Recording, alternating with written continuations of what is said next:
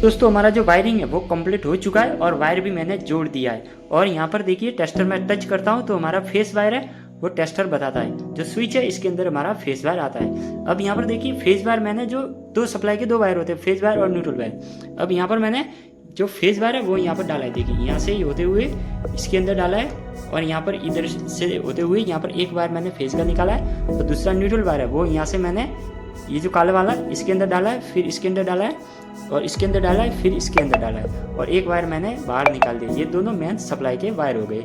अब यहाँ पर सॉकेट और स्विच का कनेक्शन किया है। एक टुकड़ा लेके इसके अंदर जोड़ दिया है, दूसरा इसके अंदर जोड़ दिया है, तीसरा इसके अंदर और चौथा यहाँ पर होल्डर है इसके अंदर जोड़ दिया, ताकि स्विच चालू करने के बाद में हमारा जो होल्डर के अंदर करंट आ जाएगा या फिर सॉकेट के अंदर करंट आएगा और हमारा सॉकेट चालू हो जाएगा।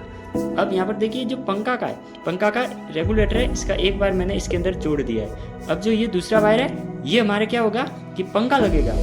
अब ये जो बल्ब है वो आपको चेक करके बताता हूँ कि आपको पंखा है वो किस तरह से जोड़ना है। अब देखिए यहाँ पर ये बल्ब है, आपको पंखे के दो वायर होते हैं। जैसे ये बल्ब के दो वायर है ऐसे ही पंखे के दो वायर होंगे।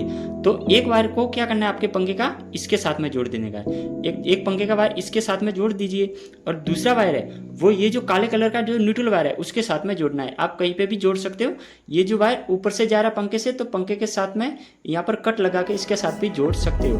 और इसके साथ नहीं जोड़े तो दोनों वायर आपको सीधे ही बोर्ड के अंदर लाने हैं और एक वायर इसके साथ जोड़ना है और एक इसके अंदर इस तरह से डाल दीजिए। देखिए इस तरह से डालेंगे तो हमारा जो बल्ब चालू हो रहा है ऐसे ही पंखा चालू हो जाएगा।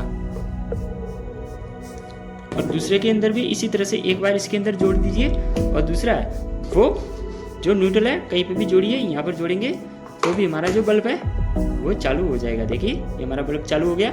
इसी तरह से हमारा कनेक्शन हो जाएगा। अब देखिए यहाँ पर मैंने एक पॉइंट छोड़ा, ये होता है अर्थिंग का पॉइंट। अब आपके घर के अंदर अर्थिंग वायर खींचा हुआ है तभी इसको डालना है। एक इसके अंदर डालिए, दूसरा इसके अंदर डालिए और तीसरा इसके अंदर डाल के एक बार बाहर निकाल के अर्थिंग के साथ जोड़ दीजिए तो अर्थिंग का सपोर्ट है वो भी इसको मिल जाएगा। अब देखिए इसका जो स्विच है ये सॉकेट है और ये सॉकेट का स्विच इसका हो गया। अब यहाँ पर ये होल्डर है तो ये होल्डर का स्विच ये हो गया। अब इसका सॉकेट का स्विच ये हो गया, इसका ये हो गया। अब ये पंखा है तो इसका ये हो गया, इसका ये हो गया। एक हमारा जो स्विच है वो खाली है। अब इसके ऊपर आप एक्स्ट्रा एक और बल्ब जोड़ सकते हो। एक बल्ब तो इसके अंदर लगा हुआ है और एक जोड़ना और है। तो क्या करेंगे कि एक वायर है, बल्ब के दो वायर होंगे तो एक को इसके अंदर जोड़ना है। देखिए इसके अंदर जोड़ दिया, ठीक है, और दूसरे को न्यूट्रल के साथ में जोड़ दीजिए। ये जो न्यूट्रल है कहीं पे भी इधर जोड़िए, इधर जोड़िए या फिर जो वायर आ रहा है उसके साथ में ज्वाइंट करेंगे कहीं पे भी तो हमारा जो बल्ब है वो चालू हो जाएगा। ये जो ऊपर वाला जो टर्मिनल खाली दिख रहा है इसके अंदर एक वायर डालिए और दूसरा इसके अंदर डाल दीजिए या फिर इसके साथ में जोड़ दीजिए तो ये हमारा बल्ब है वो चालू हो गया है। अब देखिए यहाँ पर ये सॉकेट है, इसके अंदर डालता हूँ तो ये हमारा जो सॉकेट चालू हो चुका है, ये भी चालू हो चुका है, ये भी चालू हो चुका है। और यहाँ पर एक होल्डर है, देखिए इसके अंदर भी ये हमारा जो बल्ब है वो चालू हो चुका है। तो इस तरह से इसकी सिंपल वायरिंग है, आप भी आसानी से कर सकते हो।